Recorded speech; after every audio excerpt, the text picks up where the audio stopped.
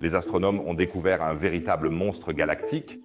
La nouvelle île d'étoiles Alcyonus est la plus gigantesque galaxie jamais découverte dans tout le cosmos. Dans cette vidéo, nous allons jeter un œil à ce monstre et je vous promets que ce sera assez spectaculaire. Alors restez avec nous jusqu'à la fin. Et si cela vous plaît, je serai très heureux d'avoir un commentaire ou un pouce en l'air car cela incite l'algorithme de YouTube à montrer cette vidéo à encore plus de personnes. Merci beaucoup les amis et bienvenue.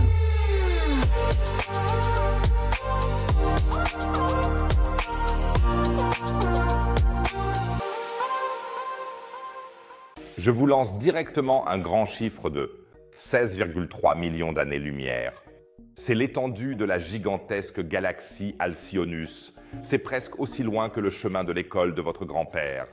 Quand j'étais jeune, nous devions lutter pendant 16 millions d'années-lumière à travers la tempête de neige pour aller à l'école. Et elle est en effet beaucoup plus grande que notre Voie lactée, qui a une étendue maximale d'environ 100 000 années-lumière. L'expansion d'Alcyonus est donc presque 81 fois plus grande que celle de notre galaxie, la Voie lactée. Incroyable. Cependant, ces dimensions inimaginables ne sont pas la seule curiosité que présente Alcyonus. Il s'agit d'une radiogalaxie. La structure de base des radiogalaxies est relativement normale. Nous avons donc un grand amas de systèmes stellaires et au centre se trouve un trou noir supermassif. Ainsi, notre Voie lactée est également construite de cette manière. Cependant, dans les radiogalaxies, il y a de violentes éruptions d'énergie provenant du centre de la galaxie, qui sont particulièrement bien observables dans le domaine des radiofréquences. Ces éruptions d'énergie se produisent à cause de processus près du trou noir supermassif. Autour du trou noir, dans ce qu'on appelle le disque d'accrétion, une telle énergie peut se développer qu'il en résulte de violentes éruptions, appelées jets. Il peut alors arriver que ces jets atteignent une telle extension qu'ils dépassent la galaxie et interagissent avec le milieu intergalactique. Le milieu intergalactique est en principe tout ce qui flotte en dehors des galaxies, surtout de l'hydrogène. Bien qu'il ne s'agisse pas de beaucoup, la faible quantité d'hydrogène en dehors des galaxies suffit à provoquer une réaction avec les jets émis. C'est ainsi que se forment ces structures typiques des radiogalaxies. Je l'appelle maintenant de manière très scientifique boule d'énergie radio, comme nous pouvons le voir ici. Par exemple, dans la radiogalaxie Hercule A. D'accord, jusqu'ici tout va bien. Mais cela devient un peu délicat. L'émission de rayonnement énergétique provenant du trou noir supermassif au centre existe en fait dans presque toutes les galaxies. Et presque chaque galaxie produit au moins des bouffées d'énergie radio timides, même notre Voie lactée.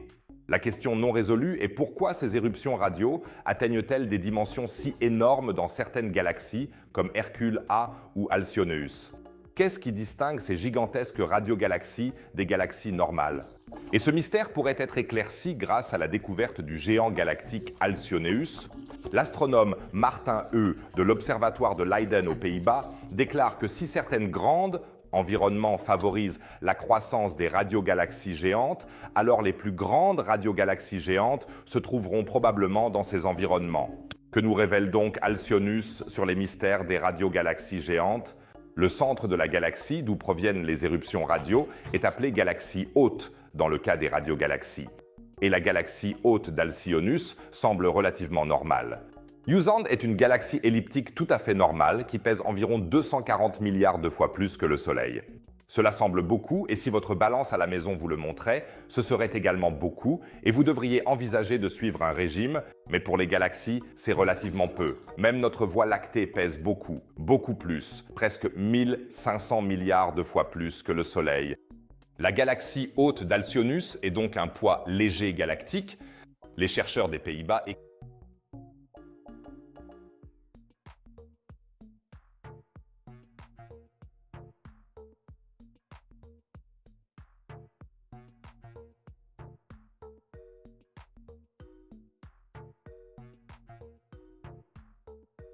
sur la façon dont les éruptions radio pourraient être expliquées. Et cela a quelque chose à voir avec le trou noir au centre. Au centre d'Alcyonus se trouve un trou noir supermassif qui pèse environ 400 millions de fois la masse du Soleil.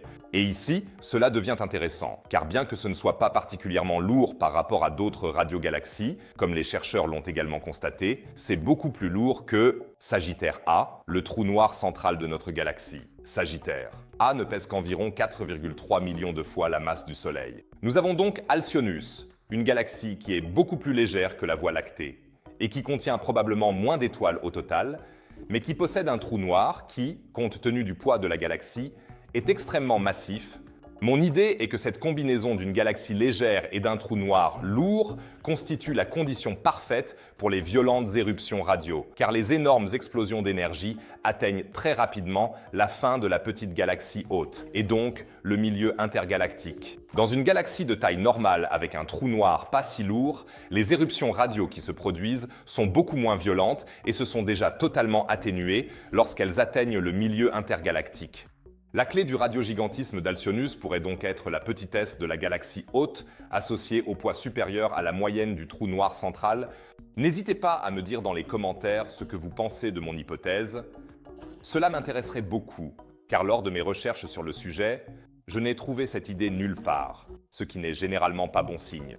Une autre cause, ou peut-être une cause contributive, pourrait, selon les chercheurs, être la position d'Alcyoneus dans le réseau cosmique. Imaginez que vous êtes un géant incroyablement grand, capable de voir l'ensemble du cosmos de l'extérieur. Alors vous verriez ici le réseau cosmique. Ça ressemble un peu à un tapis violet pelucheux. Peut-être que nous ne sommes qu'un peluche dans un énorme tapis extraterrestre. Tout est possible. Quoi qu'il en soit, nous voyons que le cosmos est traversé par des lignes plus lumineuses. Ce sont les soi-disant filaments, et c'est là que se rangent la plupart des galaxies. Nous nous trouvons donc sur l'un de ces filaments dans notre galaxie, et entre les filaments se trouvent d'énormes espaces vides, appelés voids. Il n'y a pas grand-chose, juste une grande et béante vacuité. On peut d'ailleurs représenter le réseau cosmique sous forme de cube. Je trouve que cela ressemble un peu à un cube Borg. Eh bien, selon l'endroit où se trouve une galaxie, que ce soit au milieu d'un environnement dense avec de nombreuses galaxies, au centre d'un filament, ou peut-être à l'interface entre les filaments et les vides, la composition du milieu intergalactique varie. Il possède, selon les cas, une densité d'hydrogène plus élevée ou plus faible. Et l'idée est qu'Alcyoneus se trouve à une position du réseau cosmique où le milieu intergalactique est moins dense, de sorte qu'une expansion des éruptions radio rencontre moins de résistance. Je pense que c'est un mélange de tous ces facteurs qui permet à Alcyoneus d'atteindre de telles dimensions gigantesques. Donc, le nombre d'étoiles, le poids du trou noir et la position dans le réseau cosmique. Il y a un point que nous devons encore clarifier, car j'entends déjà beaucoup d'entre vous s'indigner à la maison, que la plus grande galaxie est IC 1101. Tout le monde le sait. Lorsqu'il s'agit de galaxies, tout dépend de la taille à laquelle on se réfère. L'étendue, le nombre d'étoiles ou le poids de la galaxie, ces termes sont malheureusement souvent confondus et IC 1101 est en effet très grand en ce qui concerne toutes ces valeurs. Avec une extension de près de 2 millions d'années-lumière, la galaxie est gigantesque et possède l'un des trous noirs les plus massifs du cosmos connus. Et en ce qui concerne le nombre de systèmes stellaires, IC 1101 pourrait en effet se classer au premier rang avec un incroyable 100 billions, en anglais 100 trillions, d'étoiles. Mais en ce qui concerne l'étendue spatiale, Alcyoneus, avec ses gigantesques lobes radio s'étendant sur plus de 16 millions d'années-lumière, est incontestablement en première position. Maintenant, passons d'un extrême à l'autre, du très grand au très petit. Et en particulier dans le monde quantique, les chercheurs ont réalisé une percée absolue. Ils ont créé un cristal temporel 2001. Ce que c'est et pourquoi cela pourrait changer la technologie informatique pour toujours, vous le découvrirez dans la vidéo affichée. Cliquez absolument dessus, c'est vraiment très passionnant. Sinon, je dirais à la prochaine vidéo. Prenez soin de vous, les amis.